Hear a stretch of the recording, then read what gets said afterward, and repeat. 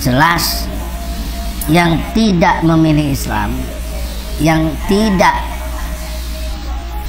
mencari agama itu selain Islam, itu ditolak. Jadi hanya Islam. Saya kira logikannya sangat turunan logik gitu loh dari konsep tauhid.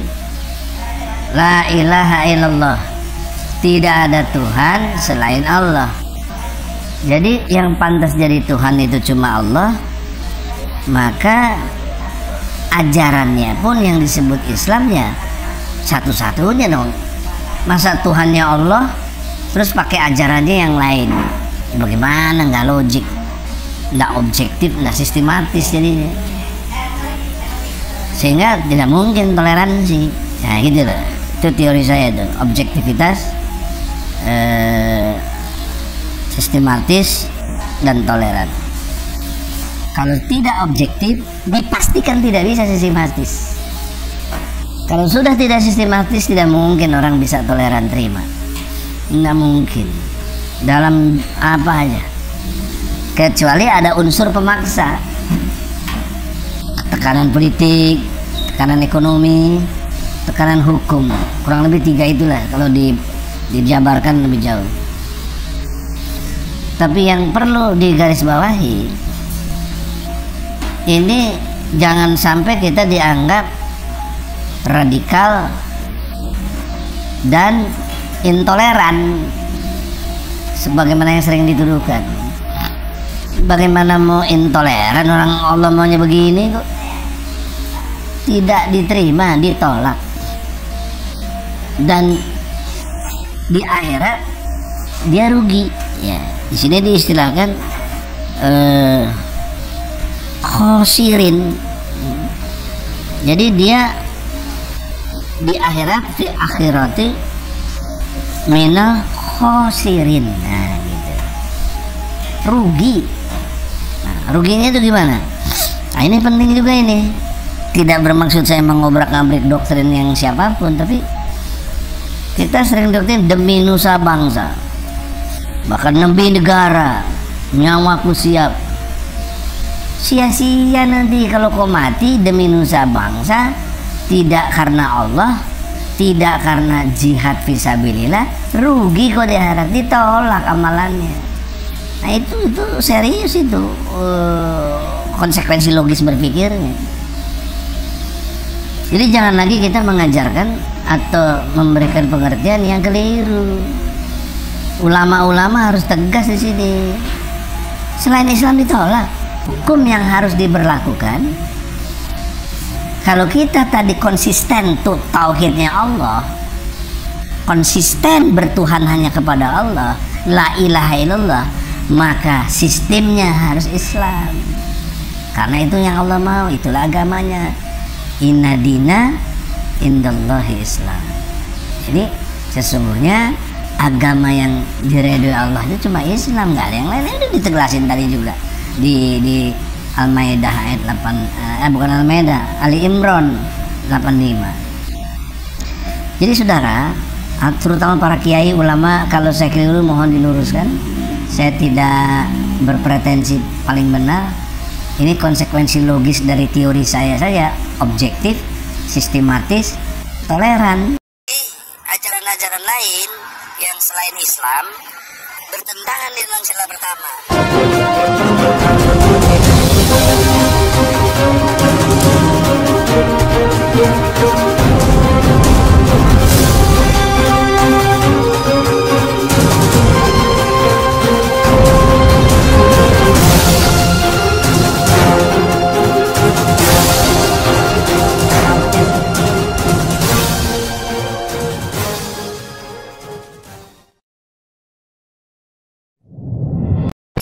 Ajaran-ajaran lain yang selain Islam bertentangan dengan sila pertama. Maka saya sudah ingatkan tadi konsekuensi hukum. Jika perpu diterima, ya, maka hukum berlaku, berkekuatan hukum tetap dan mengikat. Maka konsekuensi hukumnya ajaran selain Islam harus dibubarkan. Jadi penduduk, kartu penduduk kita setuju kartu penduduk. Kartu penduduk itu beda dengan paspor. Mengapa? Orang asing pun boleh duduk di Indonesia. Maka nanti disebut nasionalitinya apa? Katakan orang Cina yang sedang kerja, ya China. Orang Arab yang sedang kerja di Indonesia tapi masih berkebangsaan Arab, Arab. Maka nasionaliti kita Indonesia. Jangan dicantumkan agama. KTP kok ada agama? Kalau ada agama nanti yang berpikiran macam-macam dicatat. Itu bukan kita. Nah, ini namanya tidak ada persatuan Indonesia. Mudah-mudahan didengar. Setelah didengar, Menteri Dalam Negeri merubah bentuk KTP. Hilangkan agama.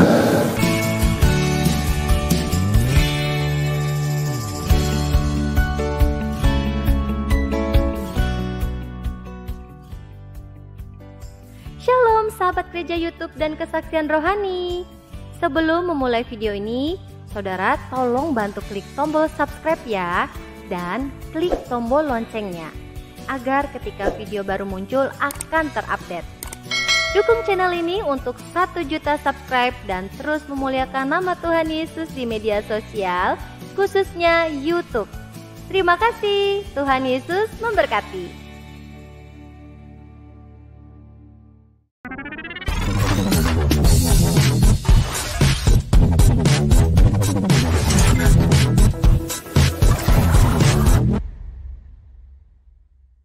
Shalom sahabat gereja YouTube. Kembali lagi dengan saya di sini wartawan Injil.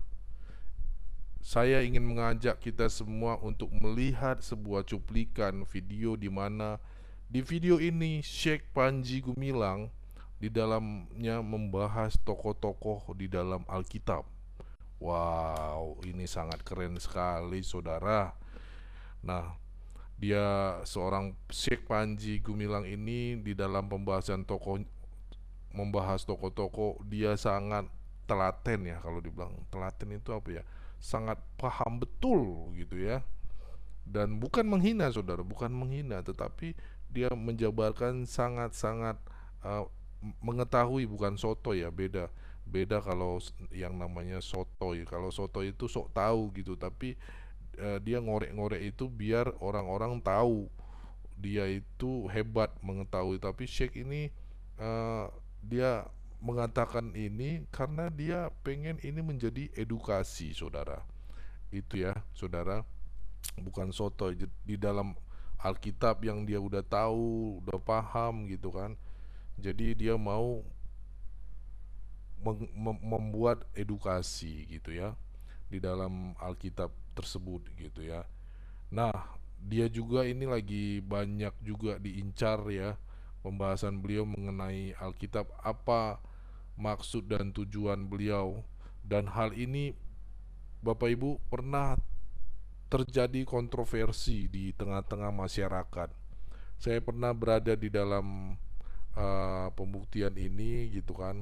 Dan menurut saya setelah saya gali gitu kan, dari apa yang dikatakan ini ada benarnya gitu. Saya observasi ada benarnya gitu ya. Gitu. Jadi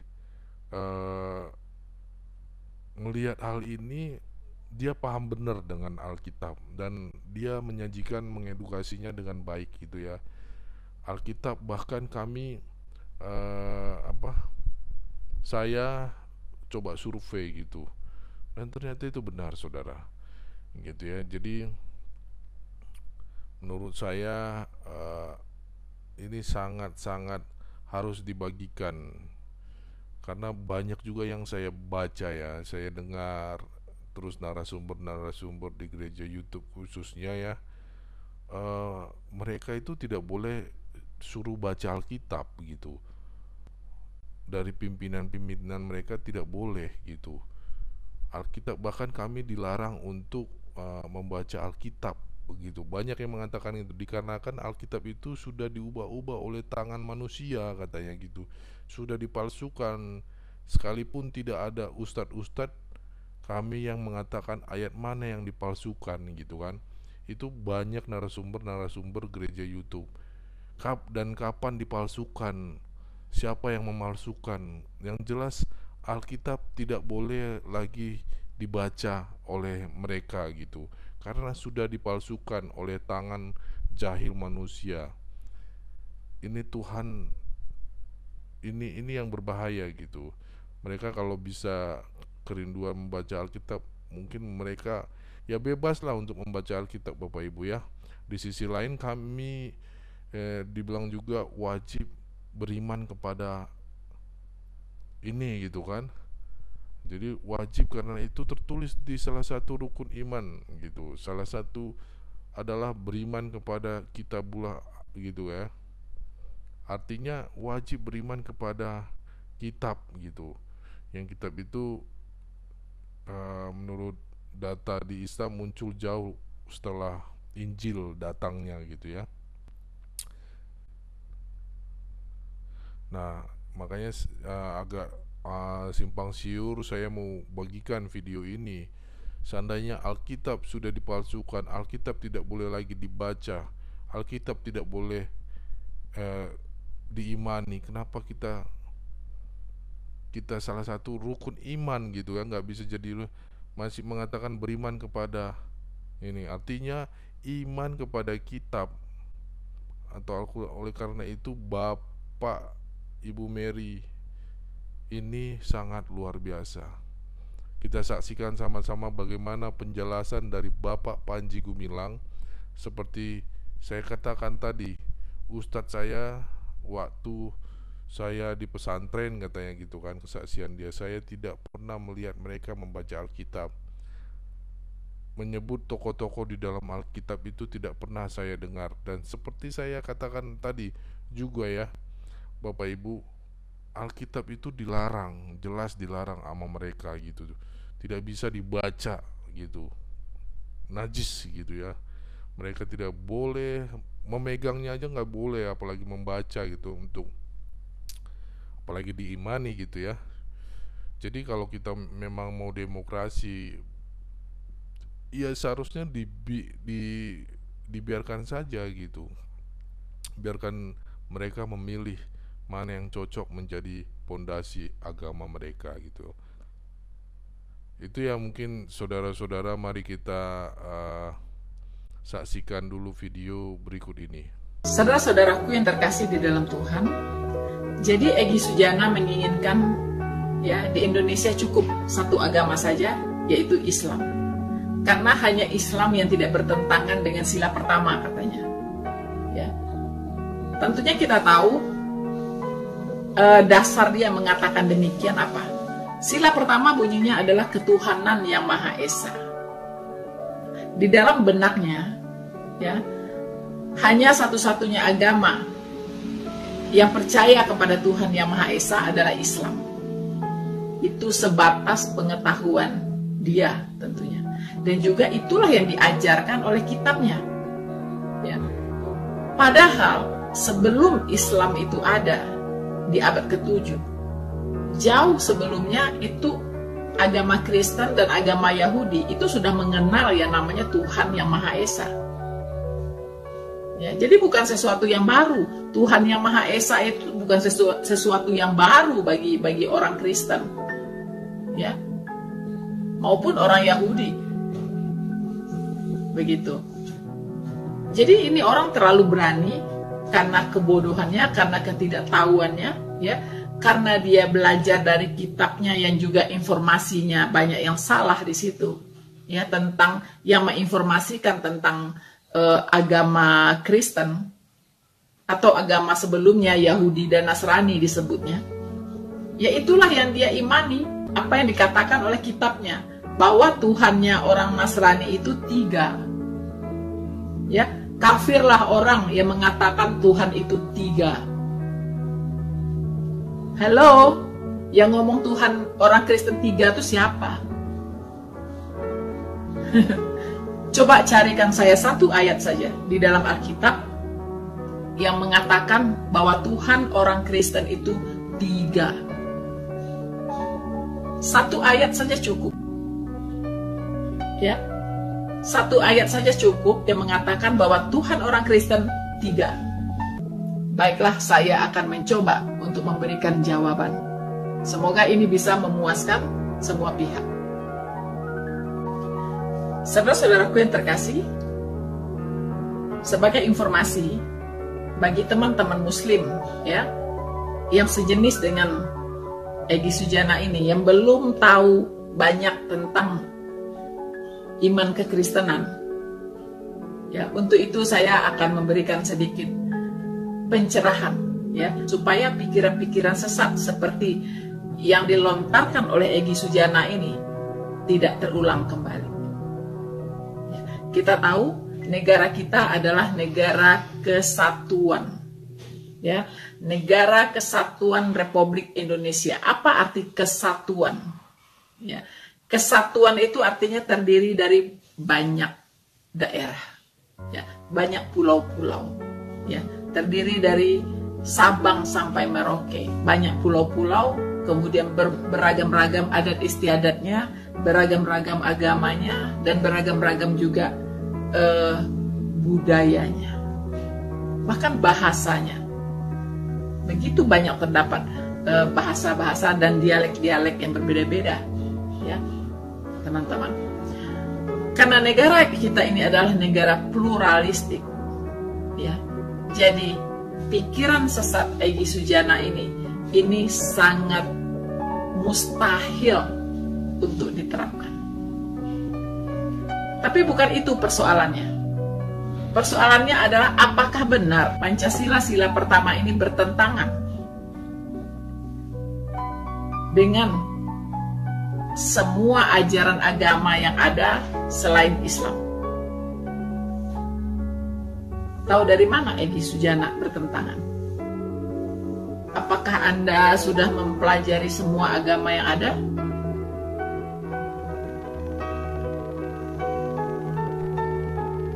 Karena kalau Anda tanya semua agama yang resmi di Indonesia ini, kalau Anda tanya Tuhannya itu banyak atau esa, hampir semua akan menjawab Tuhannya esa. Ya, hampir semuanya akan menjawab Tuhannya esa. Nah, tapi apakah Tuhan yang esanya sama? Nah, itu persoalan lain. Ya, itu persoalan lain, dan itu penjelasannya nanti adalah penjelasan teologis. Karena Tuhan setiap agama itu pasti berbeda-beda, tidak sama. Karena Tuhan yang satu tidak mungkin menurunkan pengajaran yang berbeda-beda. Karena Tuhan itu adalah Tuhan yang konsisten, ya, tidak berubah dulu, sekarang, sampai selama-lamanya. So, teman-teman, apakah betul hanya Islam ya yang tidak bertentangan dengan sila pertama? Ketuhanan yang Maha Esa dengan konsep tauhid. Disitulah mereka melihat ya, karena Islam itu konsep ketuhanannya tauhid, jadi cocok dengan sila pertama, begitu. Tetapi kalau kita lihat lebih dalam lagi, lebih teliti lagi, ya, kita kritisi lagi, kita analisa lagi, ini masih bisa diperdebatkan. Apakah tauhid itu memang Tuhannya Esa atau bagaimana? Masih bisa diperdebatkan. Karena tidak putus hanya dengan judul gitu. Tauhid, berarti Tuhannya Esa satu. Tapi bagaimana faktanya? Tuhannya orang Kristen itu adalah Allah yang Esa. Kalau kita kumpulkan kata Esa antara Alkitab dengan Al-Quran, kayaknya di Alkitab lebih banyak menulis kata-kata bahwa Allah itu Esa. Lebih banyak. Karena jangan salah, sebelum Islam ada, saya ulangi, di abad ke-7, itu Alkitab itu sudah ada duluan. Orang Yahudi, orang Kristen itu sudah menyembah kepada Allah yang Esa. Jadi bagi kami, Allah yang Esa itu bukan sesuatu yang baru, bukan barang baru lagi, ya, bukan barang baru, bukan sesuatu yang wow gitu, biasa aja. Memang Allah itu Esa, begitu, ya. Apa buktinya? Kita, ya, kalau membaca Alkitab dari kitab Kejadian sampai dengan kitab Wahyu, banyak sekali kita menemukan Allah Alkitab itu memperkenalkan dirinya, menyatakan dirinya sebagai Allah satu-satunya. Ya. Bahkan kita sering diingatkan, tidak ada Allah lain selain daripadaku, katanya. Ya. Tidak ada Allah lagi dibentuk selain daripadaku. Ya. Jadi selain dari Allah Alkitab, tidak ada lagi Allah yang lain. Apapun namanya. Saudara-saudaraku yang terkasih di dalam Tuhan, apakah benar tuduhan yang diarahkan kepada eksistensi ketuhanan Kristen, bahwa Allah orang Kristen itu atau Tuhan orang Kristen itu tiga, apakah itu benar? Mari kita lihat, mari kita uji, mari kita selidiki. Ya. Teman-teman, kalau kita membaca Alkitab dari Kejadian, kitab Kejadian sampai kepada kitab Wahyu, maka kita akan menemukan satu pribadi yang disebut Bapa.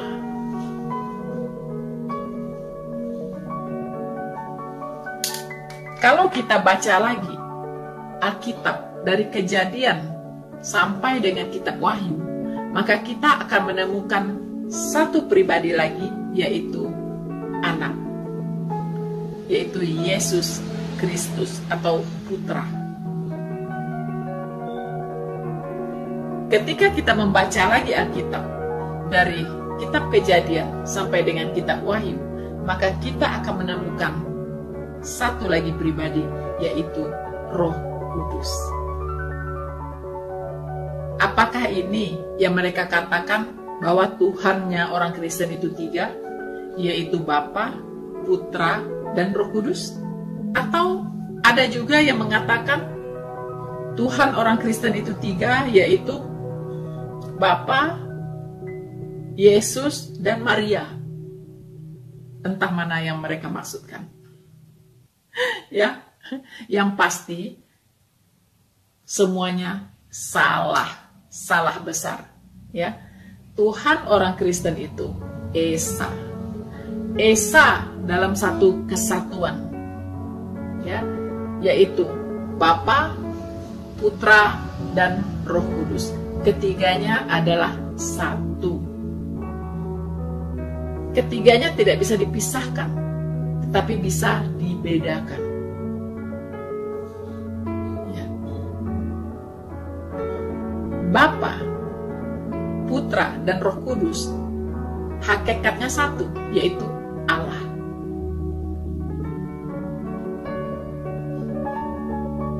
Tapi dalam tiga pribadi. Bapa bertahta di surga.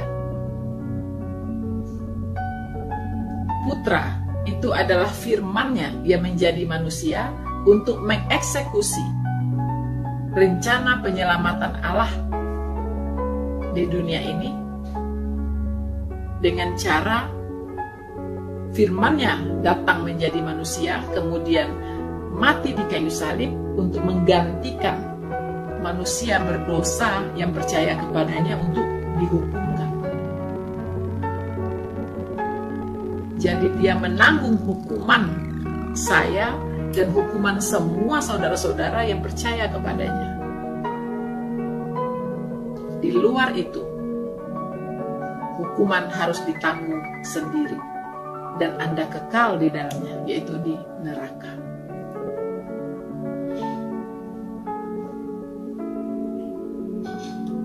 Dosa tidak bisa menghampiri surga, walaupun setetes pun. Karena surga itu adalah tempat yang maha kudus, yang tidak terhampiri oleh setetes dosa. Jangan berharap Anda sudah masuk ke neraka kemudian bisa keluar lagi. Jangan berharap. Ya, tidak akan pernah bisa. Hati-hati dengan tipu muslihat iblis.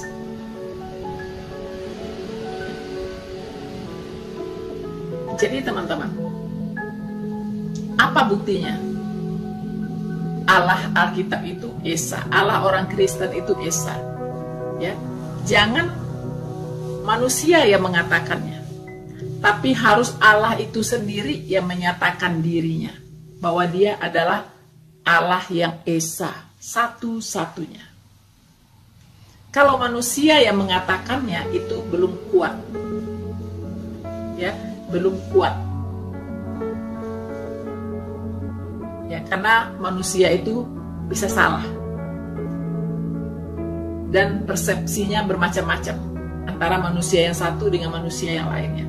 Tetapi Allah itu sendiri yang harus mengatakan, menyatakan dirinya seperti apa Dia. Itulah sebab kita hanya bisa mengenal Allah sejauh Allah itu memperkenalkan dirinya, menyatakan dirinya kepada kita. Kita tidak bisa tahu lebih dari apa yang dinyatakan Allah tentang dirinya. Karena pikiran kita yang secuil ini, otak kita yang cuma sekepal ini tidak akan sanggup untuk memahami Allah itu yang maha besar, yang maha dahsyat.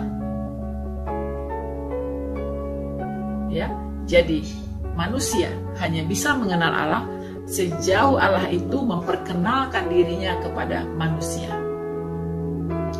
Bagaimana caranya Allah memperkenalkan dirinya kepada manusia? Tentunya awalnya adalah kepada para nabinya, kepada para rasulnya. Kemudian nabi dan rasul ini menuliskan itu semua di dalam sebuah kitab.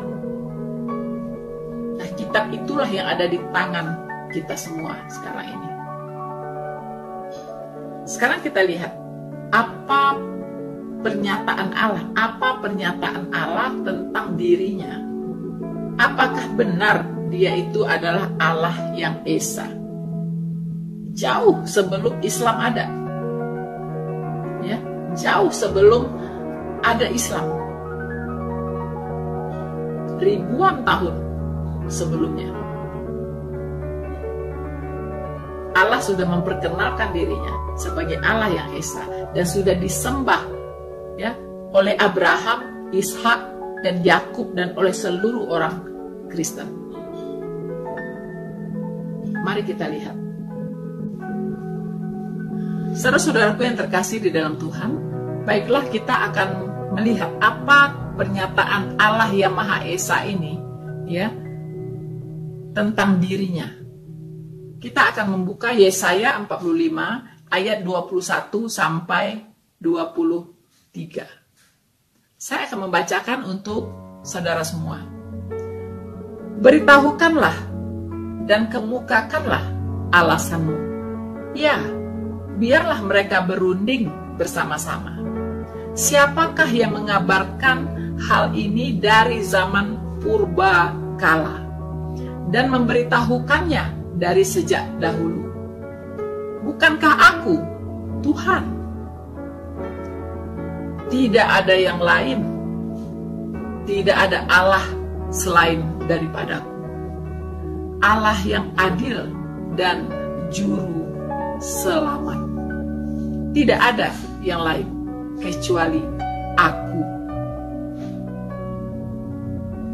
Berpalinglah kepadaku dan biarkanlah dirimu diselamatkan, hai ujung-ujung bumi.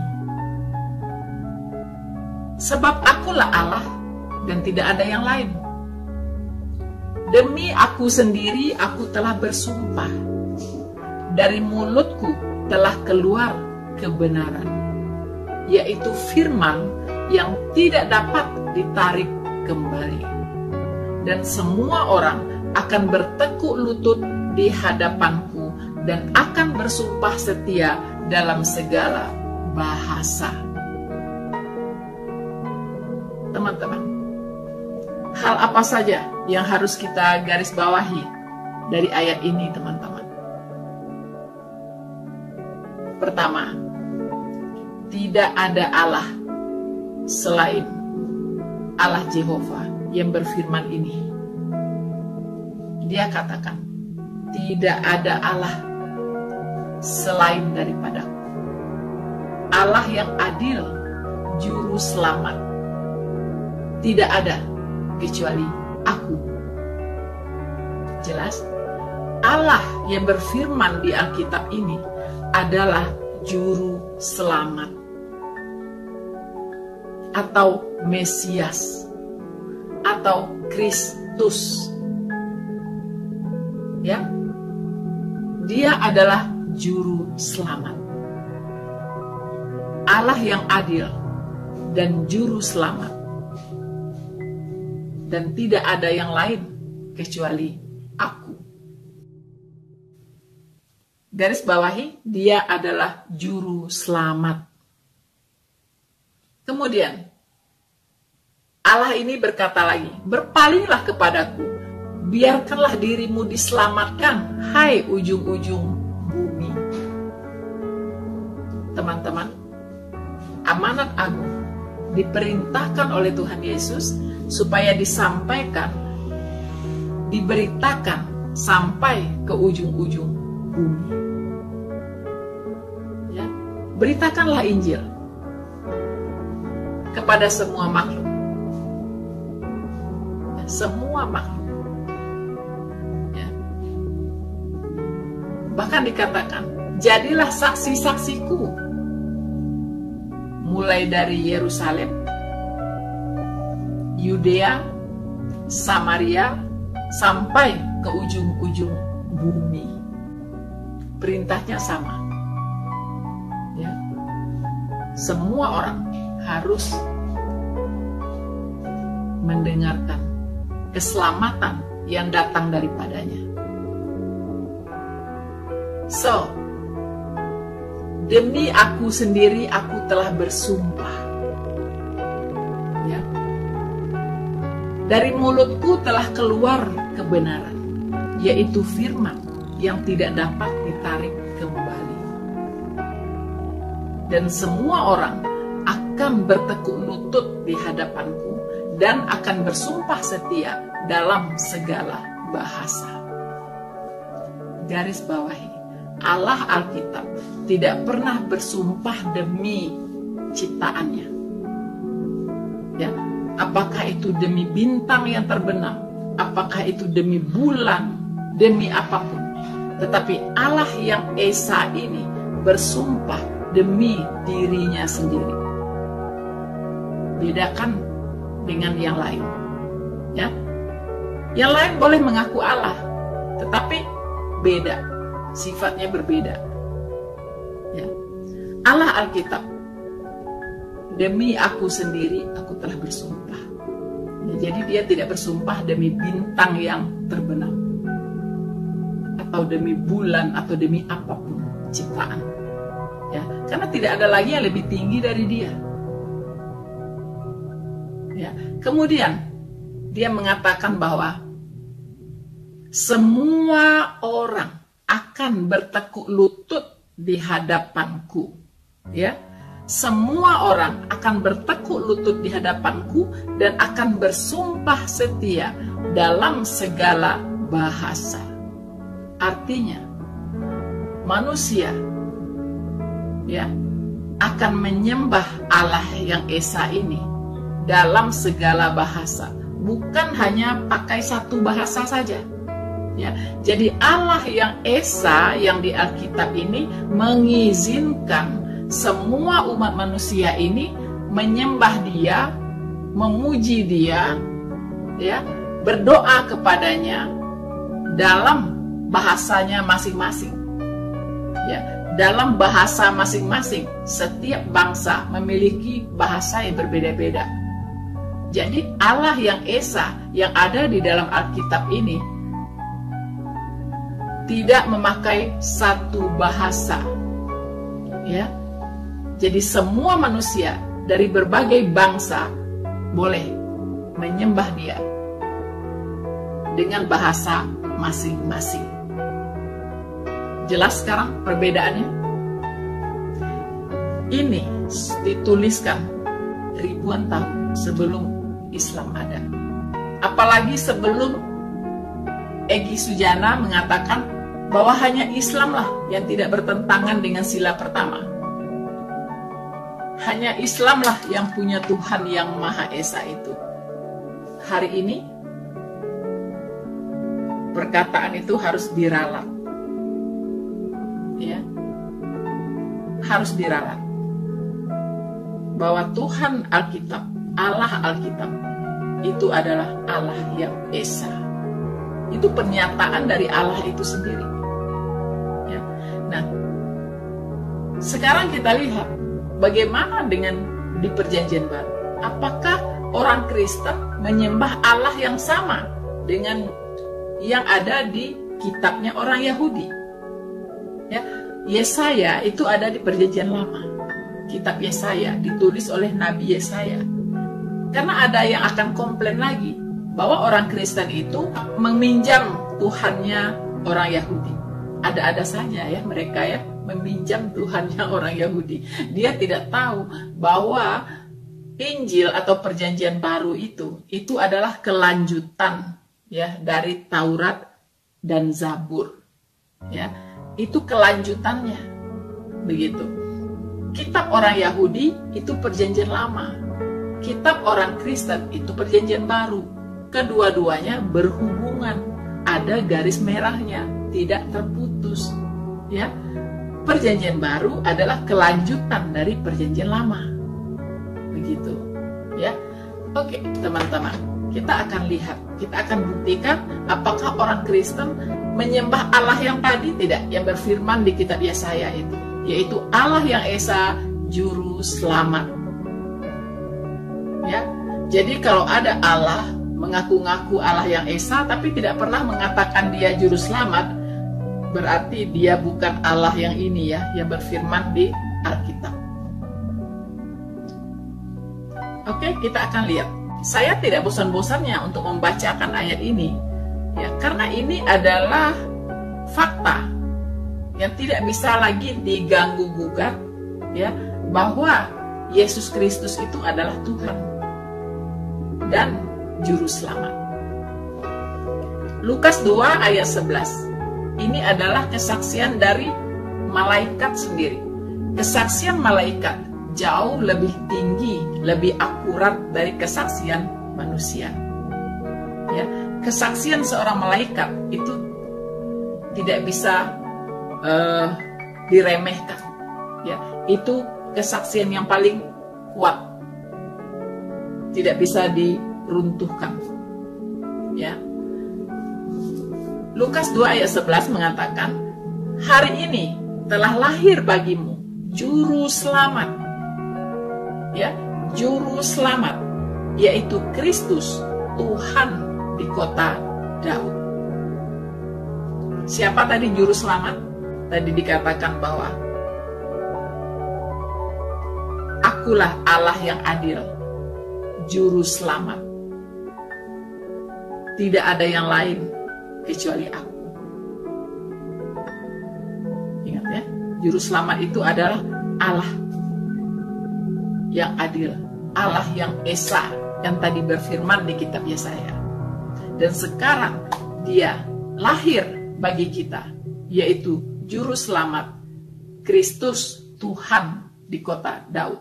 Jelas?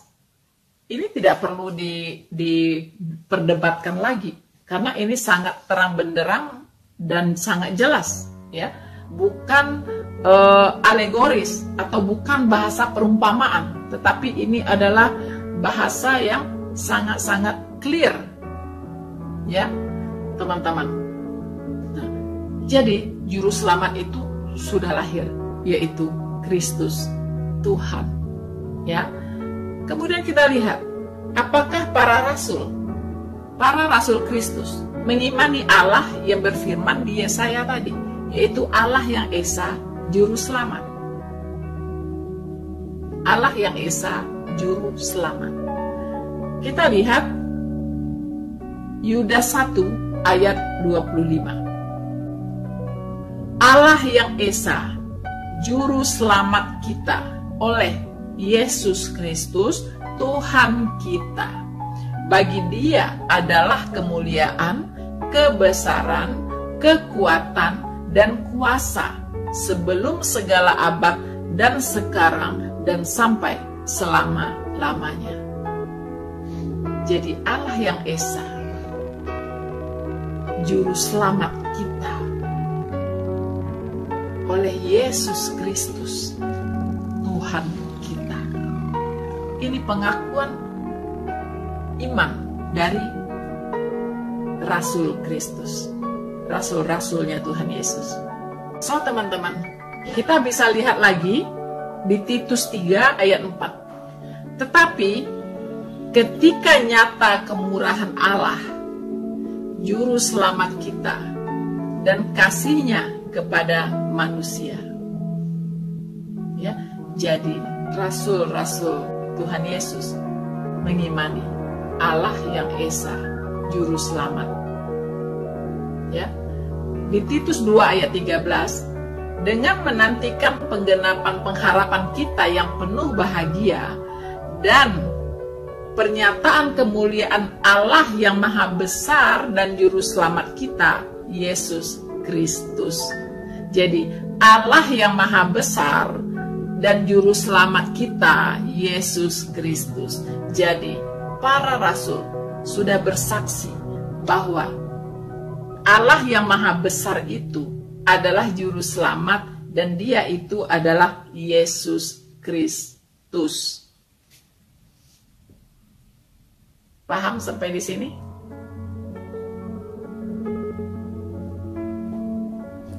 Itulah Allah yang Esa.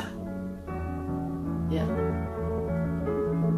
Jadi Bapa, Putra, dan Roh Kudus itu satu hakikatnya, yaitu Allah.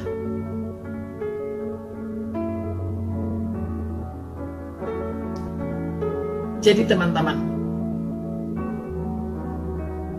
sangat mengada-ada, ya, jika Egy Sujana hanya mengerti yang tidak bertentangan dengan sila pertama dari Pancasila itu adalah Islam. Hello? Setelah penjelasan saya ini, semoga Anda punya pengetahuan yang lebih baik tentang Allahnya orang Kristen. Bahwa Allah kami adalah Allah yang Esa. Bukan tiga. Ya, tidak ada, Tuhan itu tidak tiga, tidak empat, tidak dua, tapi satu.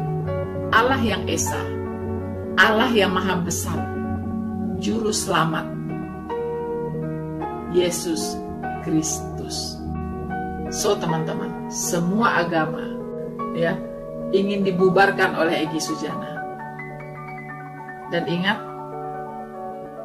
dia menutup mata bahwa Indonesia adalah negara yang majemuk, ya, Bhinneka Tunggal Ika, negara yang terdiri dari banyak ras, suku, dan agama. Mana mungkin semua akan Anda lenyapkan? Sebenarnya ini sangat mudah untuk dipahami, ya, bahwa dia sedang merintis, ya, sedang mengarah kepada negara khilafah. Itu saja. Untuk itu teman-teman, harus hati-hati dengan orang seperti ini. Dan pemerintah juga, ya, harus bersikap tegas.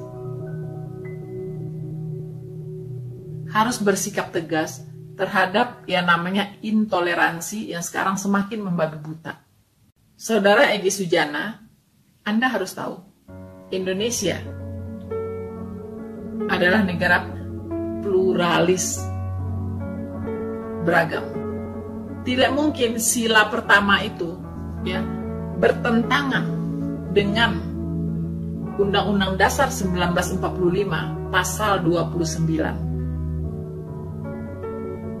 Di pasal 29 ayat 1 dan 2 itu menjamin, negara menjamin kemerdekaan setiap warga negara untuk memeluk agama dan beribadah sesuai dengan agamanya masing-masing. Itu dijamin secara konstitusi. Lalu Anda mau hapus semuanya ini? Makanya saya katakan, dia ini sebenarnya ingin mendirikan negara khilafah. Ya, semua akan diamandemen semua. Undang-Undang Dasar 1945 itu akan diamandemen semua nanti oleh mereka. Ya, yaitu dengan memakai hukum syariat Islam.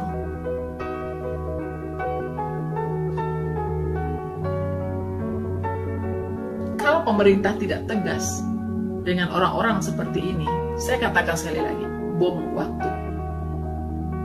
Hey there. Subscribe to my channel. And also press this bell icon.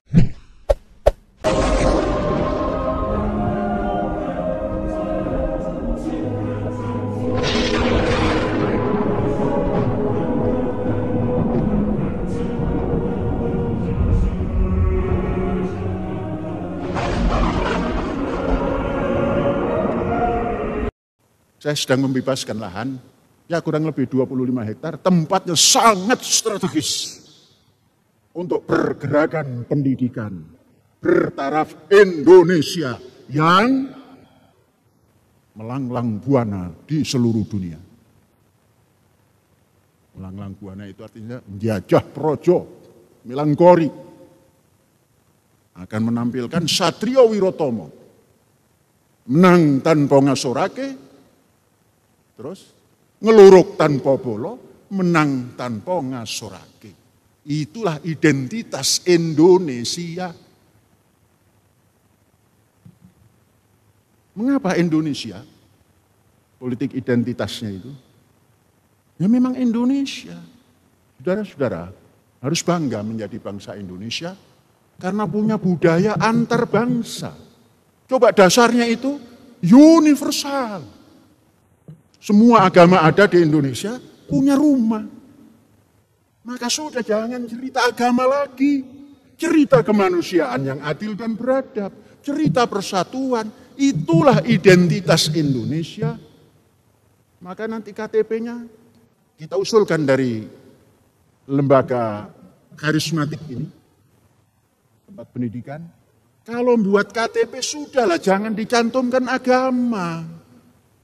Ikuti saja seperti di paspor. Nggak ada agama. Nggak geger, paspor nggak ada agama. Jadi penduduk, kartu penduduk, kita setuju kartu penduduk. Kartu penduduk itu beda dengan paspor. Mengapa? Orang asing pun boleh duduk di Indonesia. Maka nanti disebut nasionalitinya apa? Katakan orang Cina yang sedang kerja. Ya China. Orang Arab yang sedang kerja di Indonesia tapi masih berkebangsaan Arab. Arab. Maka nasionaliti kita Indonesia. Jangan dicantumkan agama. KTP kok ada agama? Kalau ada agama nanti yang berpikiran macam-macam dicatat. Itu bukan kita. Nah ini namanya tidak ada persatuan Indonesia. Mudah-mudahan didengar, setelah didengar, Menteri Dalam Negeri merubah bentuk KTP. Hilangkan agama. Karena sudah punya rumah, ketuhanan yang Maha Esa. Haleluya. Bagaimana menurut pandangan Bapak Ibu semua setelah melihat cuplikan video yang baru saja saya putarkan dan kita saksikan sama-sama Syekh Panji Gumilang begitu lancar dalam membahas Alkitab, begitu lancar dalam menyebut tokoh-tokoh yang tertulis di dalam Alkitab. Oleh sebagian saudara kita seberang pasti merasa ini adalah terlampau ngawur gitu ya. Tapi menurut saya ini bagus dan sangat hafal gitu Bapak Ibu ya. Dia sangat hafal gitu. Jadi dia nggak ragu-ragu gitu. Kemungkinan gara-gara itulah mungkin ya Syekh Panji Gumilang ini di demo berjilid-jilid gitu. Nah saudara-saudara, di akhir video saya selalu mengajak kita semua supaya kita selalu diberikan keteguhan di atas pondasi iman yang benar. Berpeganglah pada firman Tuhan. Jangan berhenti. Apa kata firman Tuhan? Dengar-dengaran dengan firman Tuhan. Tuhan yang selalu membimbing kita. Mintalah, maka kau akan diberikan. Ketuklah, maka engkau akan dibukakan. Itu yang bisa saya sampaikan. Terima kasih saudara-saudara. Jangan lupa untuk support pelayanan kami di bawah ini. Dukung kami untuk terus bisa melayani di gereja YouTube. Terima kasih saudara yang dikasihi Tuhan Yesus. Saudara-saudara, Tuhan punya rencana indah buat saudara. Lakukanlah apa kerinduan Tuhan untuk Anda, terus menjadi dampak bagi banyak orang. Tuhan Yesus